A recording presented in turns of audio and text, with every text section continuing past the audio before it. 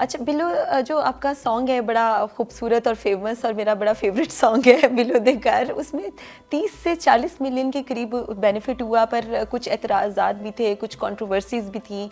और जवाद अहमद का उस टाइम ये कहना था कि बंतों के नाम से बिल्लो द घर सॉन्ग बना दिया गया। तो इसकी असल कहानी कुछ बता बिल्लो सके तो। वैसी मैं वॉक कर रहा था तो मेरे हाँ। जहन में ये एकदम से बजना शुरू हो गया। मैं खुद बड़ा हैरान हुआ और हंस रहा था। मैंने आके भाई के साथ शेयर किया तो जी।